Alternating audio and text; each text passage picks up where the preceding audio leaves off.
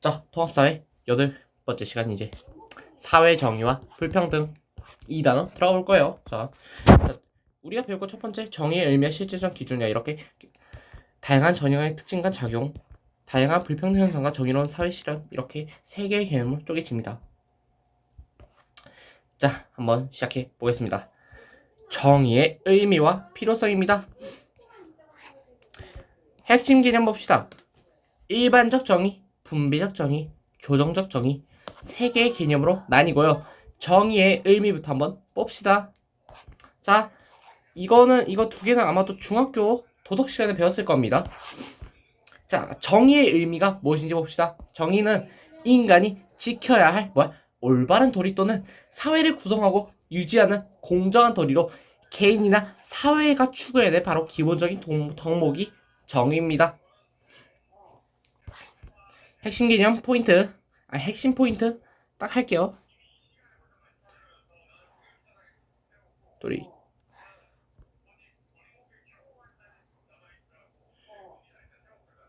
자, 이 정도로 보면 될 것 같고, 자, 재화, 보상, 처벌, 사회적 대우 등에서 모든 사람에게 각자의 정당한 몫이 공정하게 분배되는 것이 두 번째 의미입니다. 정당한 몫이 공정하게 분배된다 라고 보시면 될 것 같습니다.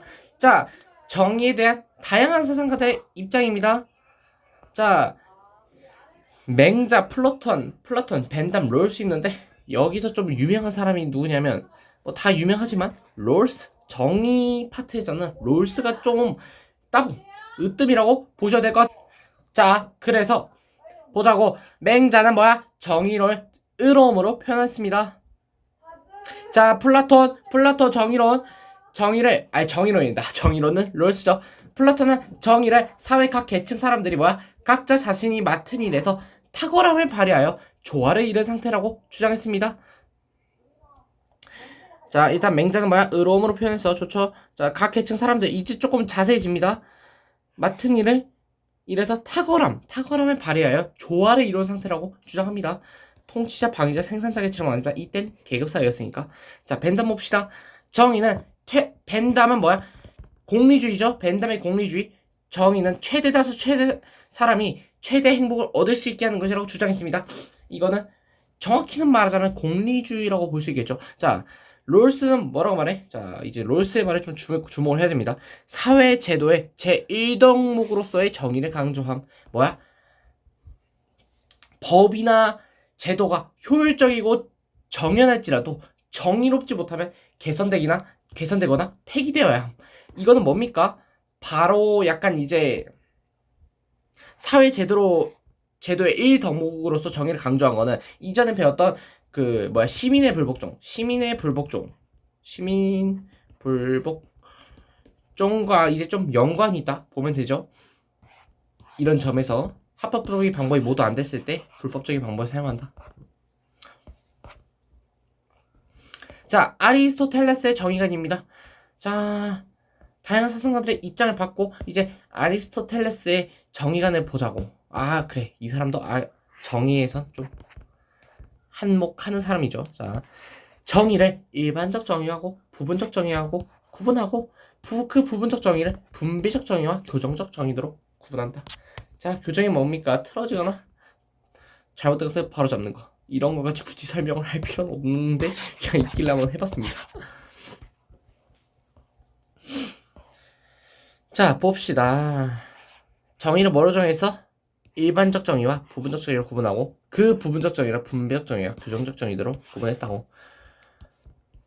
이렇게 두 개로 나눈 다음에 그 부분적 정의에서 또 두 개로 나뉩니다. 자, 법을 지키는 것 일반적 정의입니다. 법을 지키는 사람은 정의롭고 법을 지키지 않는 사람은 부정의함. 일반적 보편적인 정의입니다. 아, 그렇네요. 일반적 정의도 저희가 배웠다 했죠. 보편적 정의, 그쵸?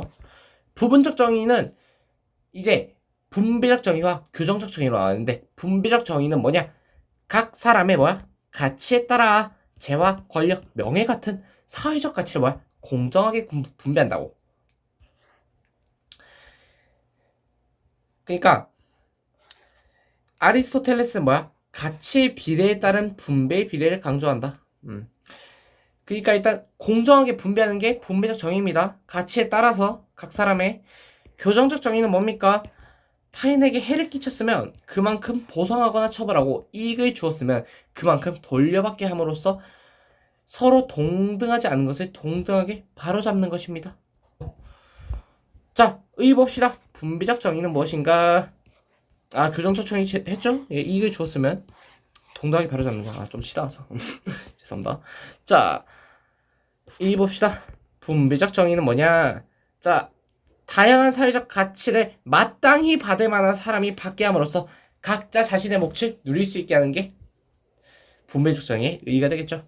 자, 교정적 정의 봅시다. 어떤 사람이 잘못했을 때 보상하거나, 그러니까 잘못을 했으면 그에 따른 보상을 하고 처벌을 받음으로써 부정의한 상태를 정의로운 상태로 되돌리는 겁니다. 바로 이거는 형벌제도. 예를 들어서 뭐 판사가 징역 1년을 처한다, 이런 게 바로 교정적 정의에 해당이 되겠죠.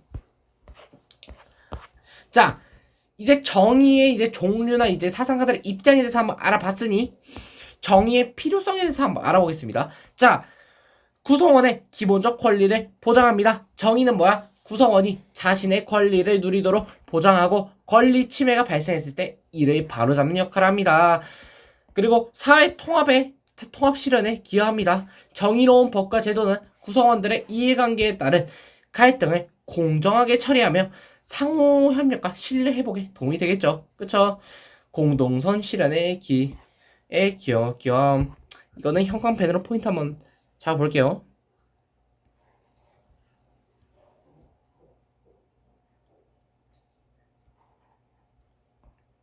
자, 권리를 누리도록 하고 이제 권리 침해 발생했을 때 바로 잡는 역할을 한다. 자, 그 다음에 자, 이렇게 하고 이거 2개 형광펜 할게요. 자, 형광펜 한 포인트는 같이 형광펜 해주시고 시험 보기 전에 바로바로 쓱쓱 넘겨서 보시기 바랍니다. 형광펜 친 것만. 그래서 형광펜 치는 겁니다. 자, 하여튼 자료 탐구로 넘어갑시다. 자, 봅시다.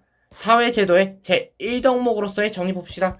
자, 사회제도의 롤스가 주장한 거죠. 자, 사회제도의 제1덕목은 정의다. 어떤 이론이 아무리 정교하고 간결하다 할지라도 그것이 진리가 아니라면 배척되거나 수정되어야 하듯이 법이나 제도도 아무리 효율적이고 정의할지라도 정의롭지 못하면 개선되거나 폐기되어야 한다. 바로 롤스의 정의론 중 일부의 내용이었습니다. 자, 롤스는 법이나 정책은 정의에 기반하여 마련되어야 한다고 보았습니다. 그리고 롤스는 정의의 원칙이 위배되는 제도나 정책은 시민 불복종을 통해 바로잡을 수 있다고 했죠. 아까 설명했죠. 시민 불복종하고 관련이 있다고. 그쵸?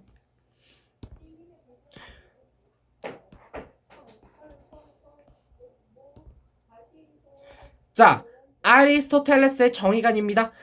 자, 정의란 무엇입니까? 자, 아리스토텔레스는 이렇게 말했습니다. 정의란 각자가 자기 것을 취하여 법이 정하는 대로 하는 미덕이고, 반면에 정의의 반대말 바로 부정이죠. 부정의는 무엇인가? 누군가가 남의 재물을 취하고 법에 따라서 하지 않는 것이 바로 부정입니다. 그러니까 정의의 반대. 이것도 형광펜으로 포인트 좀 이따 칠게요. 자, 동등한 사람들이 동등하지 않은 몫을, 혹은 동등하지 않은 사람들이 동등한 몫을 분배받아 갖게 되면 싸움과 불평이 생겨난다. 자, 그렇죠. 이게 바로 약간 공산주의 느낌이 있어요. 공산주의는 모두가 똑같은 양만큼 100을 받잖아. 근데 누군 열심히 하고 누군 열심히 안 했어. 이래서 공산주의 체제가 무너지는 겁니다. 자,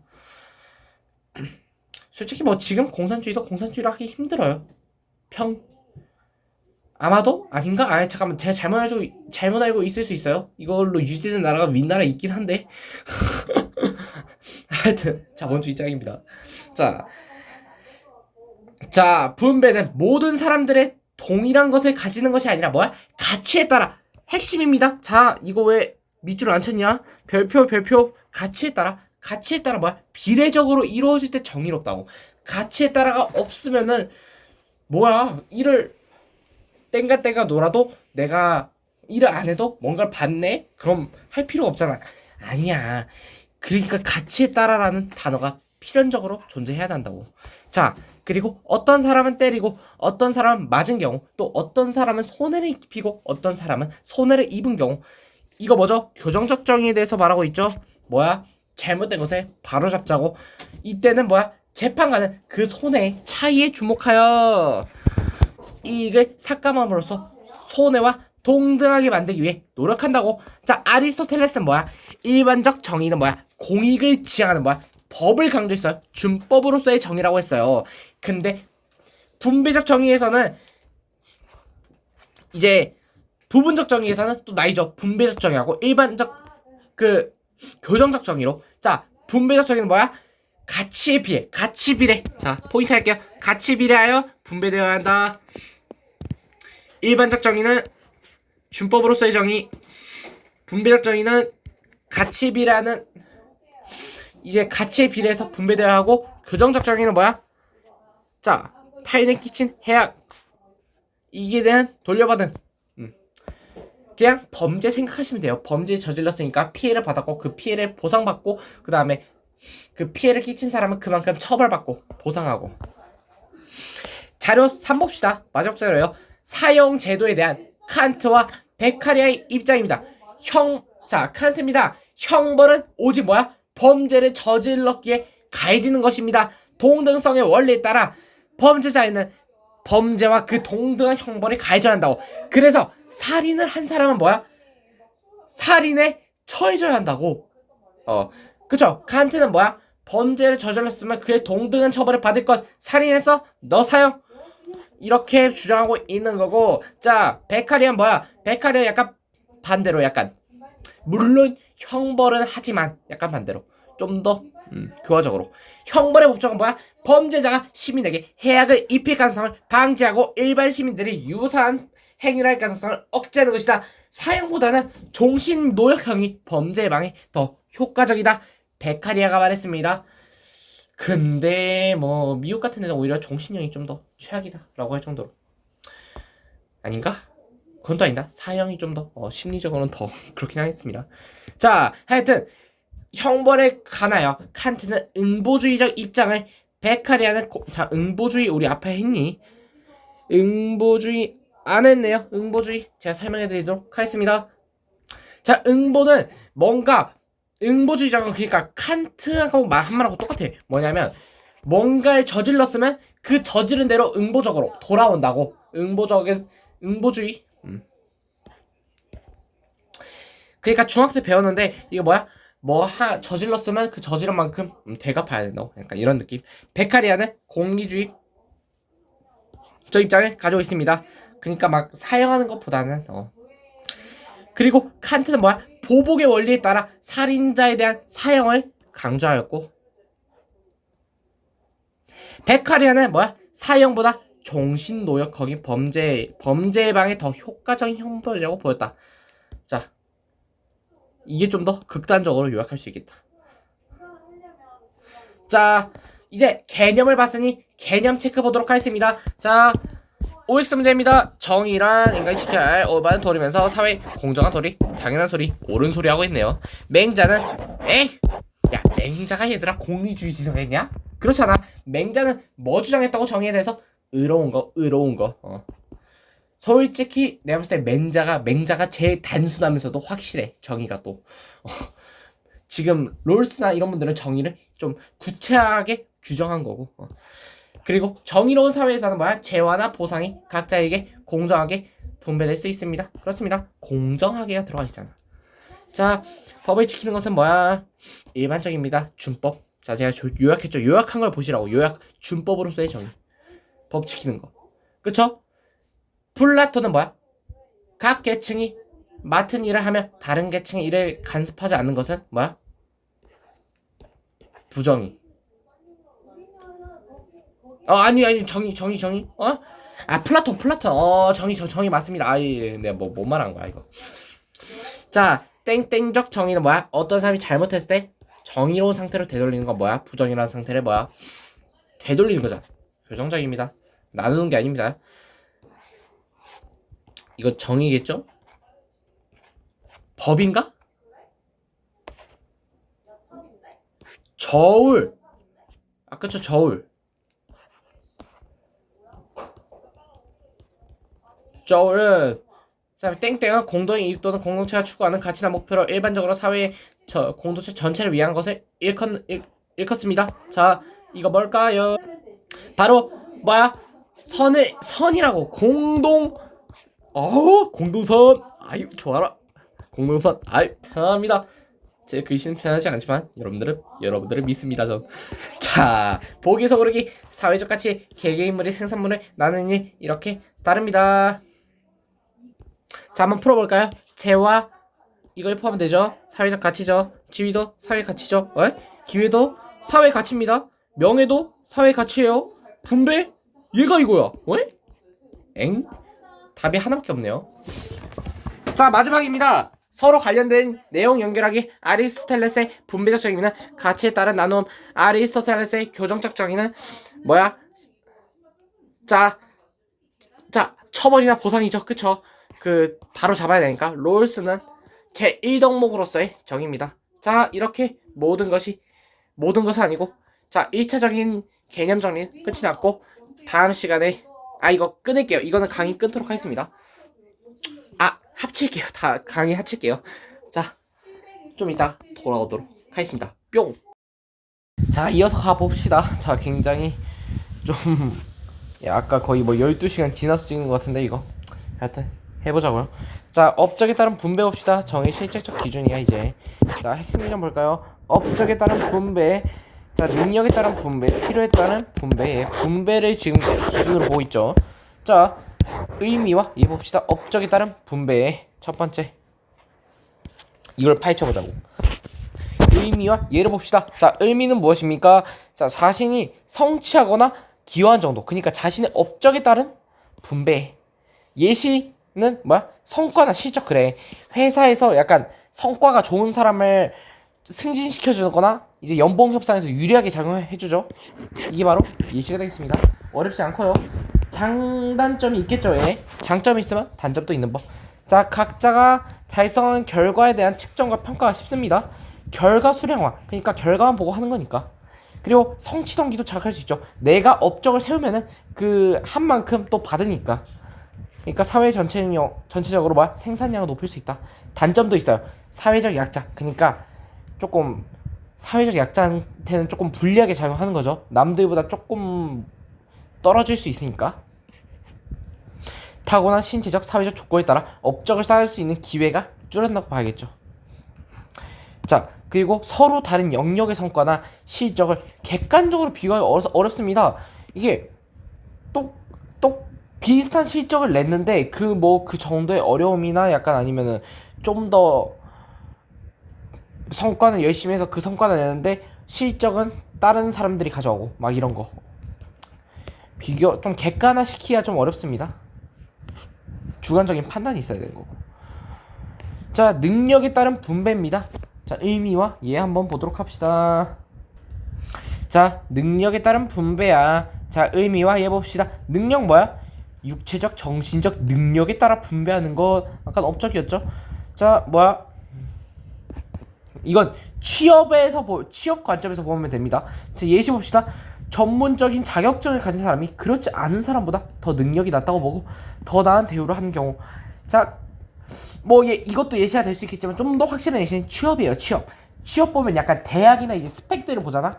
막 예를 들면 그래, 대학 비교하는 건 좀 그렇고 그래, 예를 들어 나는 이제 법 관련 일을 해야 되는데 나는 변호사 자격증이 있어. 근데 다른 사람은 변호사 자격증이 없는 사람. 죄송합니다. 그냥 확실히 예를 들게요. 자, A하고 B가 있습니다. 법 관련된 회사에 들어가야 돼요. 법 지식이 있어야겠지. 근데 A는 변호사 자격증이 있어. 변호사 자격증. 근데 B는 변호사 자격증이 없는, 그냥 자격증이 없는 사람이야. 법 관련된. 그러면 이 법을 주요 업무로 하는, 그리고 법을 알아야 하는 회사에서는 누굴 뽑겠어? A를 뽑겠지. 뭡니까? 이게 바로 능력이 따른 분배입니다. 장점이 있으면 단점도 있겠죠. 능력이 뛰어난 사람에게 소득, 지위 등 적절한 모국을 제공함으로써 개인의 노력에 대한 대보상합니다. 스스로 뛰어난 능력을 갖추도록 유도하는 거죠. 능력을 가진 사람들은 뭡니까? 자신의 잠재력 실현의 기회를 많이 가질 수 있습니다. 그쵸? 좀 더 우대해 주니까 단점입니다. 단점도 있어요. 능력은 개인의 노력이 아니라 우연적 요소의 영향을 받아 형성될 수 있다고. 왜? 그러니까 업적에 따른 분배도 사회적 자연적 우연성이 크게 영향을 미친다는 점에 유사침은 있죠. 그렇습니다. 운이 좋아서 오히려 실수했는데 그게 또 복이 돼갖고 업적을 쌓은 경우도 바로 우연이죠. 우연. 그리고 또 능력 또한 우연에 따라서 형성될 수 있기 때문에 논란이 발생할 수 있습니다. 그리고 능력을 평가하는 명확한 기준도 약간 애매해요. 근데 하지만 이건 좀 정립하는 되어 있죠. 자, 다음 봅시다. 자, 필요에 따른 분배입니다. 뭡니까? 자, 구성원들의 필요를 기준으로 필요한 거 먼저 우선순위 하는 거야. 우선순위에 따라 재화나 서비스 등을 분배하는 거. 그러니까 생계비나 의료비가 필요한 사람에게 복지 정책을 통해서 이제 우선적으로 재화나 서비스를 지원하는 경우. 예를 들어서 약간 이제 취약계층이나 이제 약간 실업자들에게 실업급여나 이런 거 지급해주는 거 그런 거 있잖아. 그런 게 바로 우선순위에 따라 재화나 서비스 등 분배하는 예시가 되겠죠. 왜? 지금 일하고 있고 어엿한 직장을 가지고 있는 사람에게 돈을 나라에서 더 준다는 건 이상하죠. 그쵸? 직업을 잃고 이제 돈이 좀 이제 부족한 사람들에게 나눠주는 게 바로 필요에 따른 분배 예시가 된다. 자, 장단점 봅시다. 장점이 있으면 단점도 있습니다. 자, 기본적 욕구를 충족하기 어려운 사회적 약자의 인간다운 삶을 보호할 수 있습니다. 복지 정책의 근거가 되겠죠, 이게. 그쵸? 이런 게.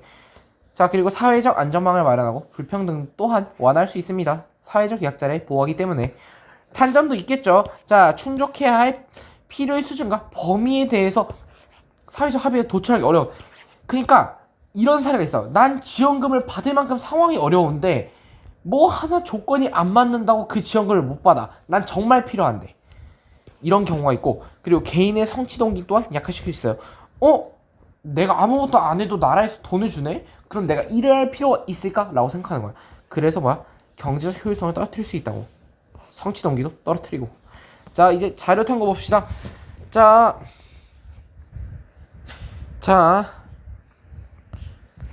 다양한 다양한 정의의 기준이 필요함을 주장한 와이처씨네요. 와이처씨가 뭐였어? 자, 정의의 원칙들은 다원적입니다. 자, 와이처씨는 사회마다 다양한 분배 기준을 가질 수 있다고 보았대. 자, 상이한 사회적 가치들은 상이한 근거들에 따라서 상이한 절차에 맞게 상이한 주체들에 의해 분배되어야 한다. 상이한이란 말을 되게 좋아하네. 자, 하여튼 분배되어야 합니다. 자, 이러한 모든 차이는 역사적이고 문화적인 특수성의 필연적 산물이라고 했어. 자, 사회적 안정과 의료 혜택은 필요의 의뢰, 화폐는 자유교환의 의뢰, 기본교육은 엄격한 평등에 의해, 고등교육은 시장과 공적에 대해, 정치적 권력은 설득력과 민주주의에 의해 분배되어야 한다고. 그쵸? 자, 요약합시다. 중요한 거 형용해 하겠습니다. 와이처는 사회적 가치가 특수한 사회적 의미를 담고 있기 때문에 다양한 기준에 의해 분배가 이루어져야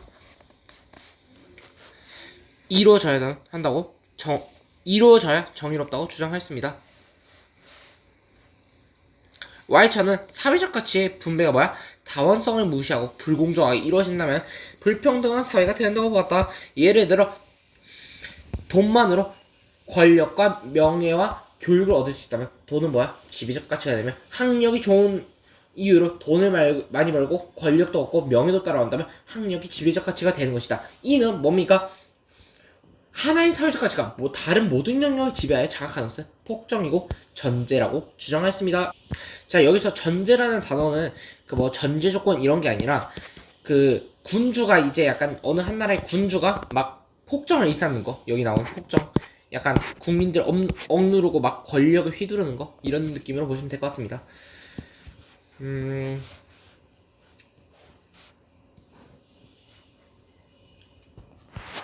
자, 이렇게 현관펜 치시면 될 것 같고. 자, 자료 5번입니다. 업적에 따른 성과 연봉제. 자, 성과 연봉제는 뭐야?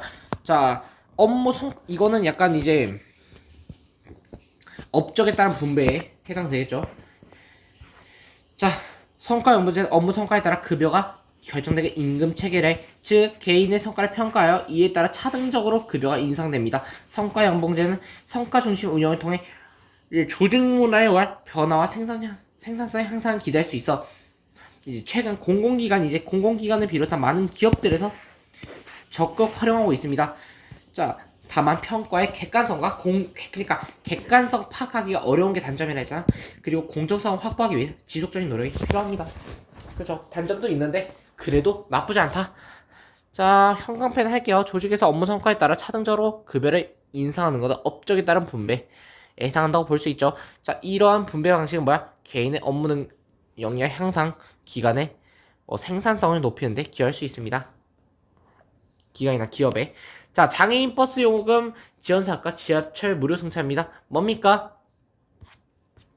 자, 그죠. 필요에 따른 분배라고 보시면 되겠네요. 자, 땡땡씨는 장애인의 교통비 부담 경감을 위해서 2023년 8월부터 땡땡시에 거주하는 6세 이상 장애인의 버스 요금을 지원하고 있다.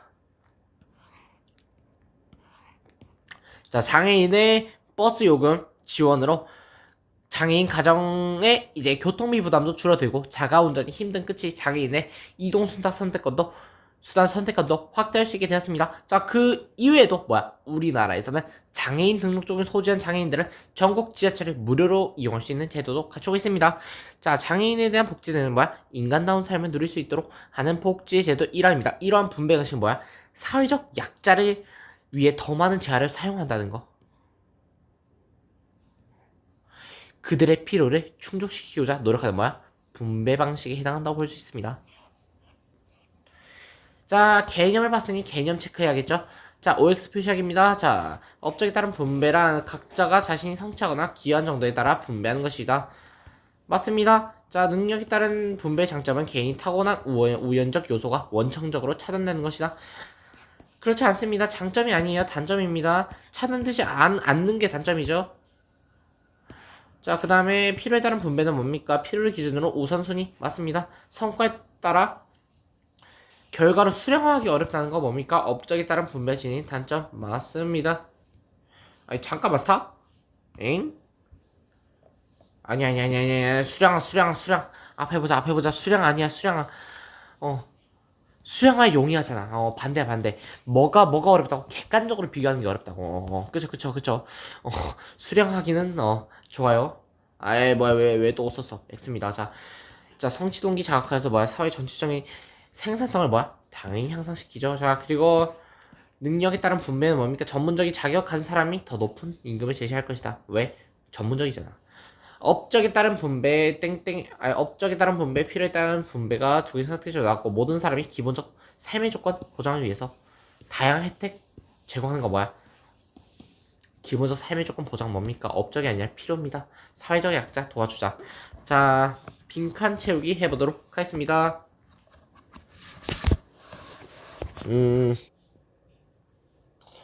자, 여기까지는 한번 최종적인 보자면 OX 맞습니다. 향상시킨다. 높은 필요에 따른 분배 맞습니다. 자, 다음 거. 자, 이거는 기회가 나왔죠. 기회가 나오고 기회의 공정성? 예, 공정성이 되겠네요. 자, 땡땡이 따른 분배, 땡땡이 따른 분배와 땡땡이 따른 분배는 사회적 약자의 불력의 업적, 그 다음에 능력. 이거 두 개는 뭡니까? 뭔가 능력이 있고 기회가 있어야 돼. 그 다음에 이거 뭡니까? 의료비 지원, 생계 지원 뭡니까? 필요죠. 자, 이것까지 하고 채점 합시다. 뒤에 있어? 없죠? 자, 우연적 요소 무엇인가? 자, 필요 아닙니다. 우연적. 타고난 능력과 타고난 재능은 우연인가? 이거 세 개 우연 아닌가요? 기읍, 디귿, 리얼? 타고났잖아. 다 타고난 건 우연이겠네. 그쵸? 어렵지 않았습니다. 기역, 디귿, 리을 맞고요. 기회의 평등. 기회의 공정성이 아니라 기회의 평등이 틀렸네. 업적, 능력, 필요. 기회의